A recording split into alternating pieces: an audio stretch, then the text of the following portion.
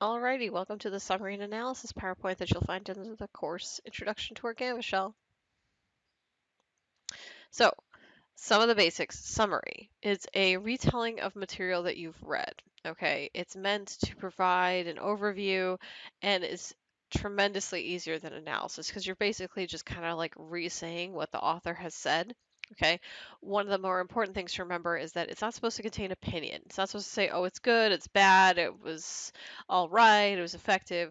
It's really just here's the information in as monotone a way as that you can get it.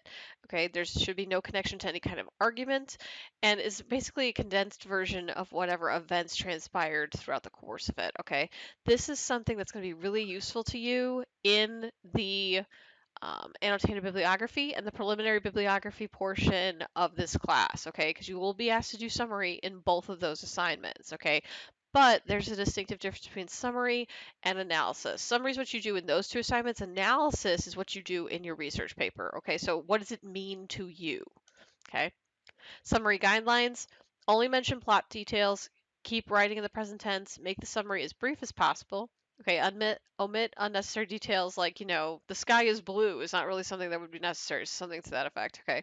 Citations are not required because it's in your words, okay? And there should be no original thoughts, okay? It should really just be, here's the information, and that's the end of it, okay?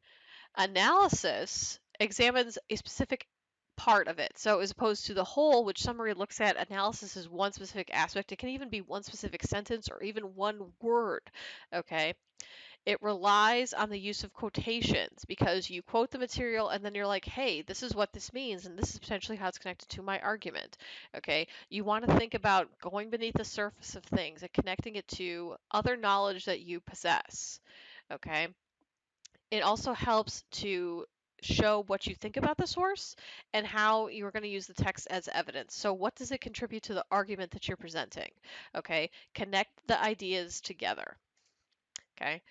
In analysis, you're trying to make sense out of a source, your argument, you're giving more than just an opinion. Okay, opinion is a big part of it. Like, one would agree with this because, or one might dispute this because, and that's totally valid and useful.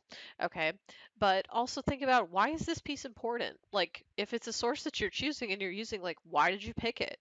And why are you picking that particular quote? Okay, is it related to your argument completely, or is there only a certain part of it, like a really teeny tiny bit? Okay. And how would you explain it to somebody who's never come across this information before? Okay. When creating analysis, assume that the reader is familiar. Okay, so you don't need to summarize a source every time you go to use it. That is going to make for a very tedious and long 8 to 10 page paper if you do so, okay?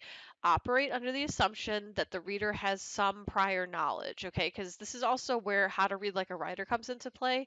If you notice, authors of those academic pieces you're going to be looking at don't always summarize all the time. They tend to do this. They tend to operate under the assumption that we know what they're talking about, okay?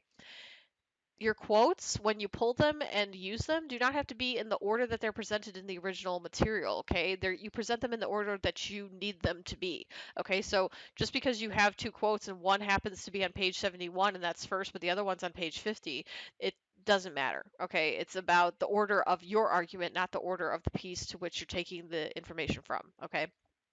Make sure that you evaluate, interpret as much as you can. Okay, this is where that thing icing a quote, you might have heard that before, introduce, cite, and explain, comes into play. All right, you need to introduce it in some way and then explain its relevance both to your argument and to potentially a larger argument if possible. Okay, citation and documentation.